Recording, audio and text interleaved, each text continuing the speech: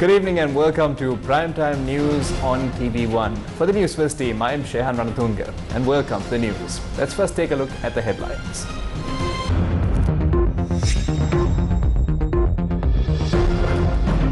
Russia's military enters Kiev. 20 пролетіло.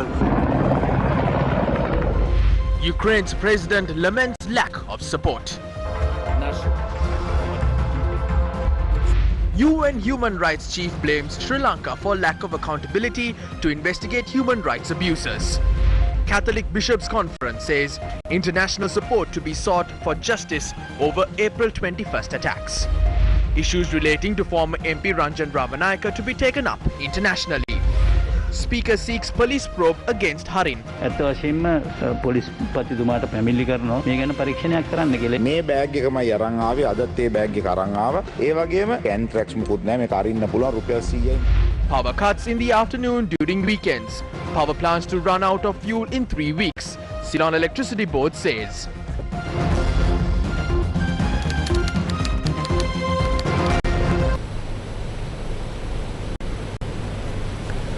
Now first on to tonight's top story.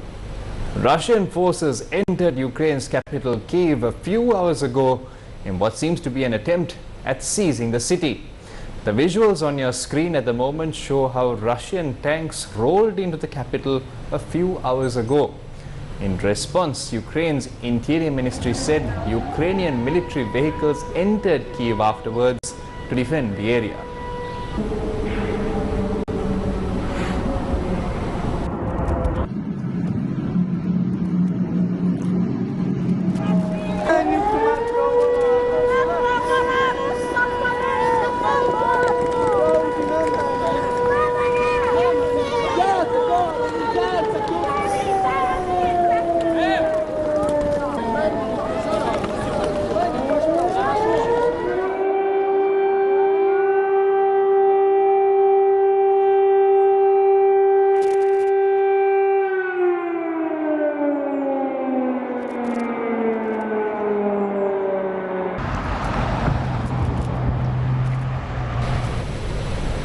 What frightening scenes. Now there are multiple angles that can be taken into account with regard to this developing situation. Azra Hassan joins us to provide us with a different perspective to this story. Russia has begun invading Ukraine. Russia is currently attacking Ukraine through the north, that is from Belarus, and the east from Donbass, and the south in Crimea. Now, because of the conduct of the Russian president, most countries imposed sanctions on Russia. But the current president of Ukraine, Zelensky, who was once a comedian and an actor, is now urging the West that these sanctions are not enough. Russian forces have taken control of the Chernobyl nuclear power plant in Ukraine. It's the site of a 1986 nuclear disaster and a place that remains radioactive to this day. Russia's defense ministry said its troops are holding the Chernobyl nuclear power plant in order to quote-unquote protect it. Russia's defense ministry says it has achieved its goals and destroyed 83 land targets.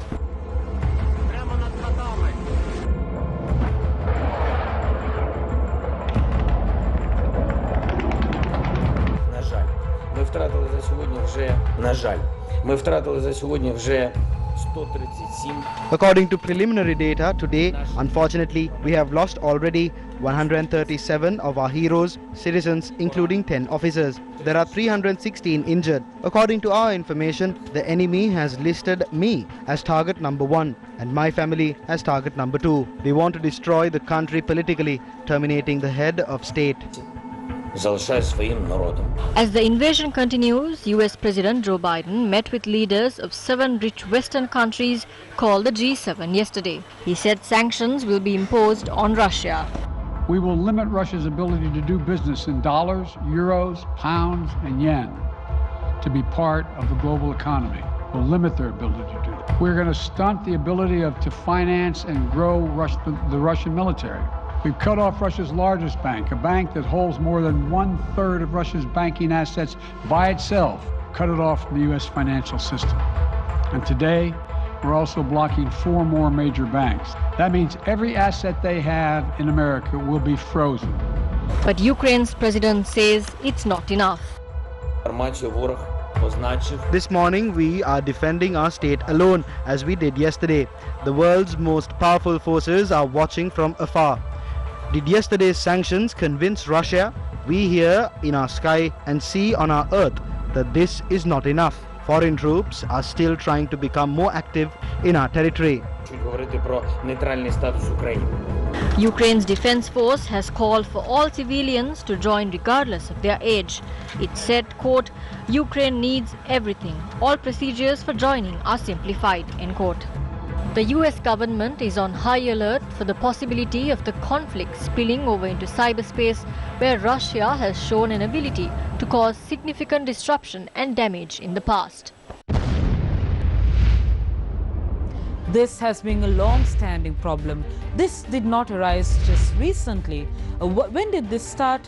Russian president urged the Ukrainian president not to join the NATO alliance. Now, NATO is an alliance that has 30 members from the West countries, and they are all military alliances. So the Russian president asked the Ukrainian president not to join the NATO. He said, we do not want NATO approaching the eastward. He also said, citing an example, I, for instance, won't go and place my missiles at the doorstep of the United States of America, and I don't want you certainly doing that at my home. The Russian invasion of Ukraine has drawn mixed reactions from the international community. The South African government has called on Russia to immediately withdraw its forces from Ukraine.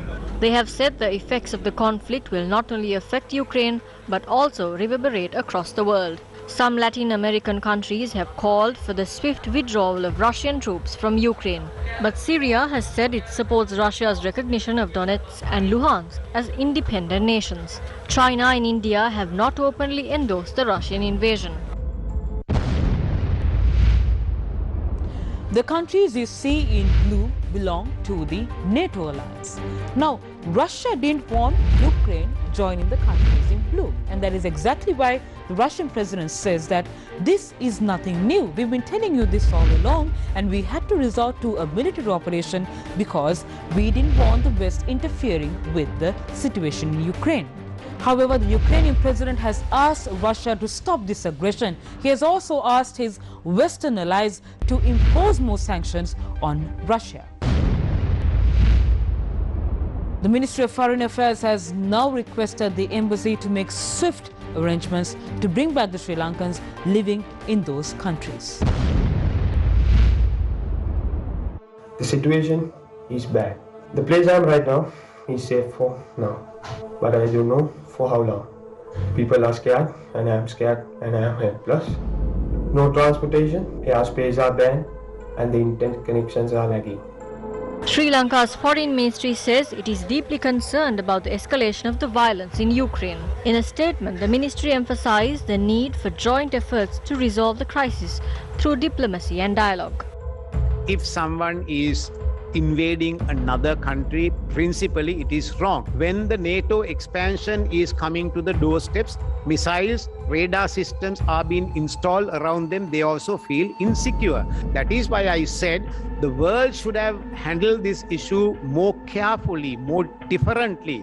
I did not even say we are maintaining a neutral position and let them fight. No, not that. And also we have to see whether we are going to respond as a region, whether we are going to respond as SARC, whether we are going to respond as BIMSTEC, or whether we are going to respond individually to this situation. We are very concerned about the impact on our economy, so we are monitoring the situation. Sri Lanka's economy depends fairly on tea exports to Ukraine and Russia. The price of oil shot up in a global market to range about $105 a barrel. The prices rose after Russia's attack on Ukraine increased concerns about disruptions to global energy supply. This can have an impact on Sri Lanka, which is grappling with fuel purchases amidst a fuel shortage. While the situation between Ukraine and Russia aggravates, we are now receiving reports about the situation between China and Taiwan. Taiwan's Air Force has warned off 9 aircraft that entered its air defense zone yesterday. The ministry said this includes 8 Chinese J-16 fighter and 1 Y-8 reconnaissance aircraft. Taiwanese fighters were sent up to warn the Chinese aircraft, and air defense missiles were deployed to monitor their activities. Taiwan has been warily watching the Ukraine crisis, nervous that China might try to take advantage to move on the island. Taiwan's defense minister has said China could be ready to launch a full-scale invasion of the island by 2025. War is extremely brutal, that it claims the lives of people and causes utter destruction to their property. This footage on social media of a father who bid goodbye to his wife and child amidst the invasion has caught the attention of many across the world. With Ukraine barring men from leaving, the man's child and his wife have now left the country, not knowing whether they will be able to reunite once again.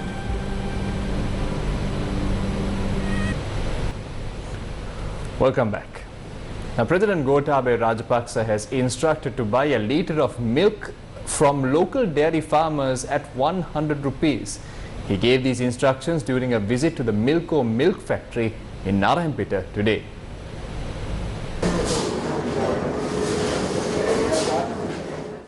The president inspected the production and distribution process carried out by the state-owned Milko company.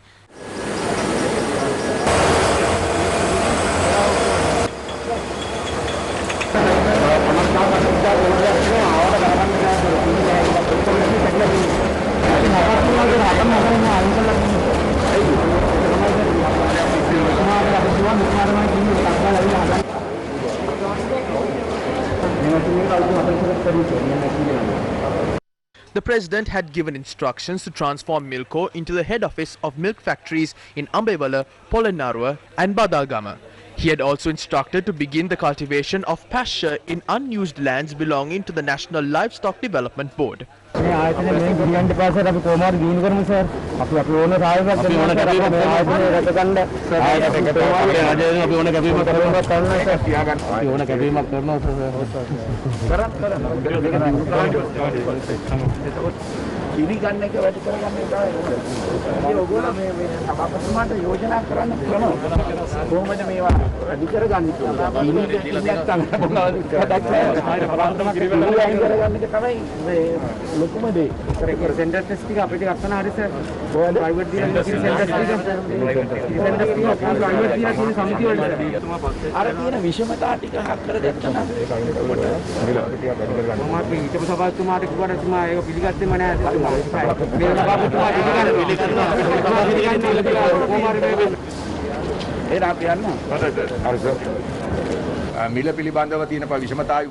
He advised us to remove the disparities in prices in a way that it doesn't burden the consumers. Although we will increase the cost at which we buy milk from consumers, we will not shift the burden to the people.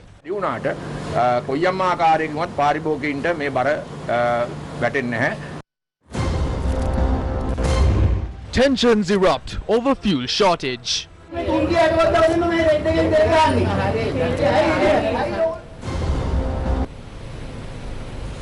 Now in other news, UN Human Rights Chief Michelle Bachelet has said the current government is unwilling to recognize human rights violations and pursue accountability. She had mentioned these observations in her report on Sri Lanka for the upcoming 49th UN Human Rights Council sessions that will begin next Monday. In her report, UN High Commissioner for Human Rights Michelle Bachelet said militarization and ethno-religious nationalism undermines democratic institutions. She has pointed out that the marginalization of minority communities undermine the prospects for reconciliation. The Human Rights Chief has stressed that a comprehensive vision is urgently needed for a genuine reconciliation and accountability process. She added that deeper institutional and security sector reforms will end impunity and prevent the recurrence of violations in the past. The reports also refer to the Prevention of Terrorism Act that was presented to Parliament on the 10th of February. While recognizing the importance of initial steps taken to amend the PTA, Michelle Bachelet said that some parts of the proposed amendment don't comply with Sri Lanka's human rights obligations. She urged the parliament and the government to fully consider the recommendations made over the years by UN human rights mechanisms on the PTA. The report pointed out that the government has not presented a credible new roadmap on transitional justice 2 years after withdrawing from the co-sponsorship of the UN Resolution 40/1. The High Commissioner recommended that the findings of the Presidential Commission that probed the 2019 April 21st attacks must be made public. Now, Sri Lanka is to make written submissions at the Human Rights Council sessions in response to the report of the Human Rights Chief. Now, Foreign Secretary Janet Kolumbage commented on the report at a media briefing in Colombo today. And we have given our observation. We have given our observations on the inaccuracy of some of the data contained in her report. And above all, this report is actually addressing or asking questions purely internal, domestic, political nature of an independent country. So we have categorically said that it is not right to ask this question. Yes, if there are issues regarding human rights, we are ready to face them. We are ready to address them. We are committed to find solutions to these residual issues coming from a long drawn out conflict. We have done amendment to the PTA. We have released 81 long-term detainees who were kept under the PTA. And we have released 92.4% of the land occupied by the armed forces at the end of the war. These are tangible, measurable, verifiable results. Now, the Catholic Bishops' Conference says it will seek international assistance to serve justice to the victims of the April 21st attacks. In a statement, they said the government has failed to implement the recommendations of the Presidential Commission that investigated the bombings. As a result, they have expressed dismay over this situation.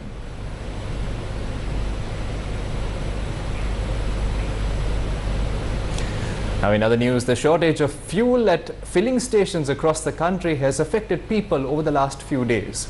This shortage has led to tensions at queues as people attempt to purchase the remaining stocks to meet their needs. Tensions arose at a queue at a filling station in Kalutara this morning as fuel was sold by giving priority to essential service vehicles.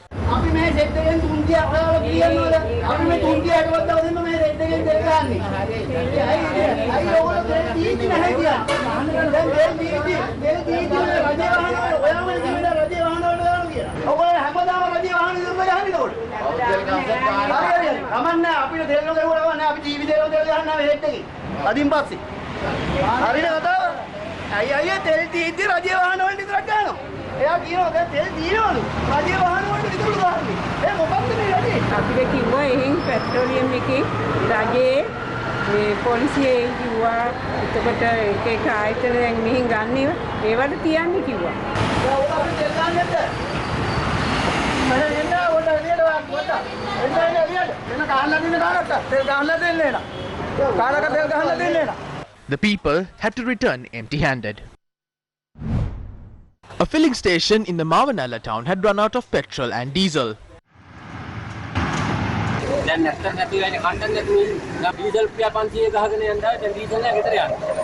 Long queues were seen at the Hambantota town to purchase fuel.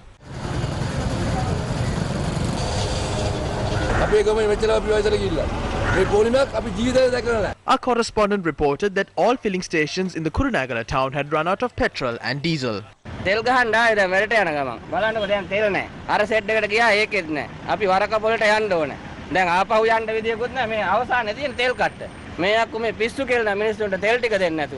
filling station at the Mathura town reopened after 3 days. However, it didn't have enough stocks of petrol. In the meantime, the fuel station owners are saying the Ceylon Petroleum Corporation has limited the supply of fuel. Let's take a look at what they have to say. We received less fuel.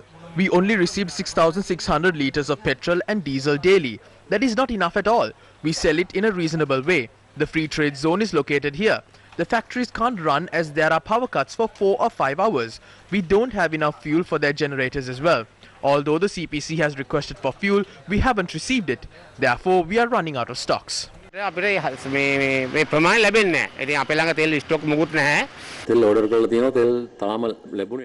placed an order for fuel, but we haven't received it. The CPC says they are on the process of obtaining it. We have placed orders for petrol, diesel and super diesel. We received a stock this morning. We will run out of that stock soon. We don't have diesel and super diesel.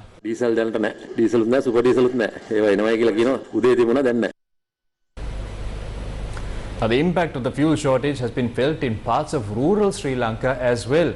Farmers of Kantale held a protest last night demanding diesel for their tractors. The impact of the fuel crisis has reached rural areas in Sri Lanka as well. Farmers of Kantale held a protest by blocking the Trincomalee-Colombo main road last night. They complained that they haven't been able to obtain diesel for the machinery used to harvest their cultivations. These farmers had to call off the protest without a solution from authorities.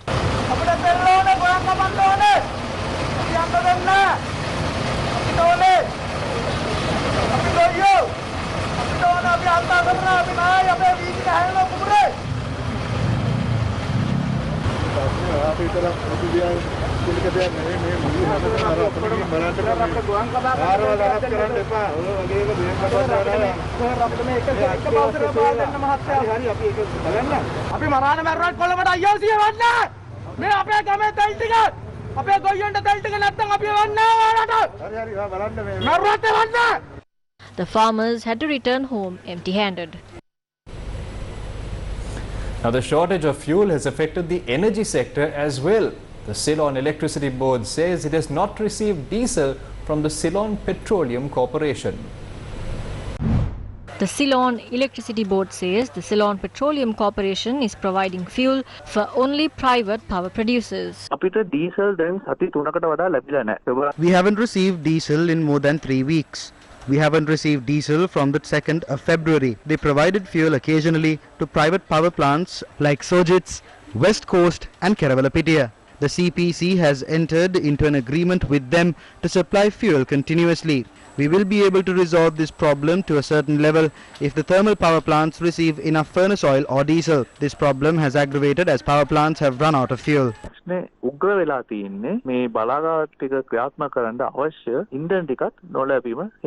barge-mounted power plant at the Colombo port had halted power generation last night as it ran out of furnace oil. The Kalanithissa combined cycle power plant, Kalanithissa GT7 power station, Kalanithissa gas turbine power station and power plants in Matugama and Kolonnawa have been shut down at present. The Ceylon Electricity Board says the national grid has lost 574 megawatts of power due to the lack of fuel. Now, the Public Utilities Commission says power cuts won't be imposed at night during the weekend. The Public Utilities Commission says power cuts up to 3.5 hours will be imposed for areas falling under groups A, B and C. Power cuts for other areas will last for 2.5 hours in other areas. The power cuts will be imposed from 8:30 am to 5:30 pm. On Sunday, areas falling under groups A, B and C will face power cuts of 2.5 hours. Power cuts won't be imposed in other areas. The situation might worsen from Monday. The fuel is not sufficient to generate electricity. The only solution is to import the fuel required by the Ceylon Electricity Board immediately. Let's now cross over to a short commercial break. Stay tuned. Register today for a Zoom workshop on new technology in Sinhala. Are we achieving the full potential of our creativity on the 3rd of March at 3 p.m. Register via 0777 60020. Organized by Slit Institute. Tech Bus. Main sponsor. Slit Knowledge University, challenging convention and redefining education. Welcome back to Primetime News on TV1. Now, opposition leader Sajid Premadasa says they will seek international assistance to release former MP Ranjan Ramanayaka. I repeatedly requested the President to grant pardon to parliamentarian Ranjan Ramanayaka. We even requested this yesterday and today as well, but we don't see any response for these requests.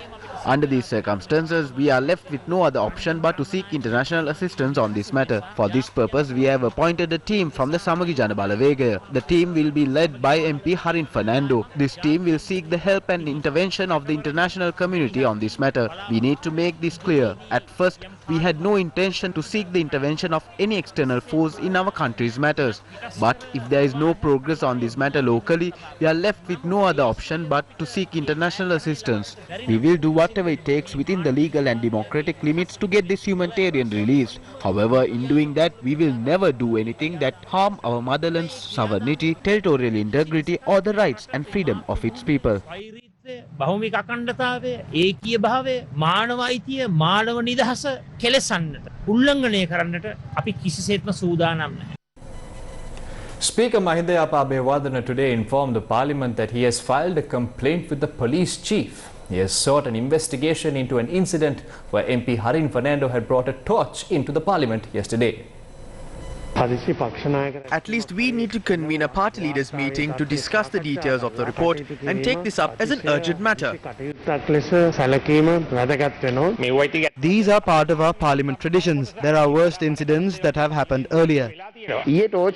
Did the torch cause any harm to any MP? Did it cause any damage to any property here? Was the damage similar to the one that was caused after they threw chili powder?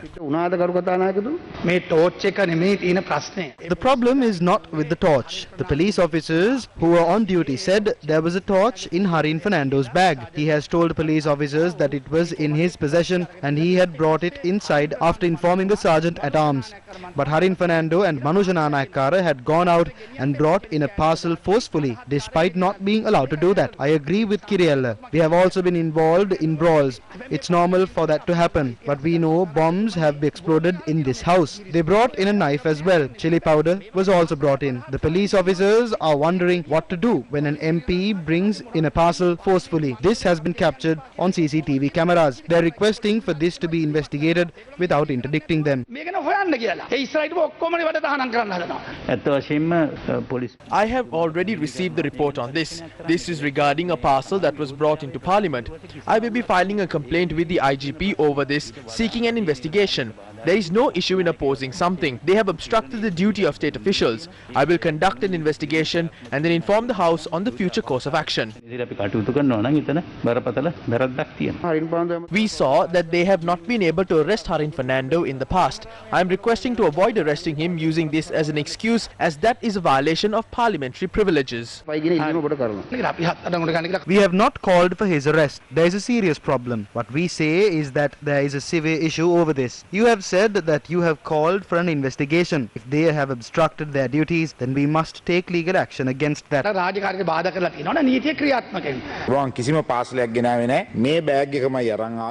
I didn't bring any parcel here. This was the bag I brought. I brought the same bag today as well. I brought a small torch. This costs just 100 rupees. You can even disassemble them. I am requesting you to investigate this. I didn't interfere with the duties of officers. I allowed the bag to pass through the scanner. Therefore, I wish to request to avoid telling lies. I am requesting you to inform the Speaker that I am willing to cooperate with the investigation. However, on Monday, I will be involved in some work relating to Ranjan Ramanayaka. I am requesting you to avoid obstructing that.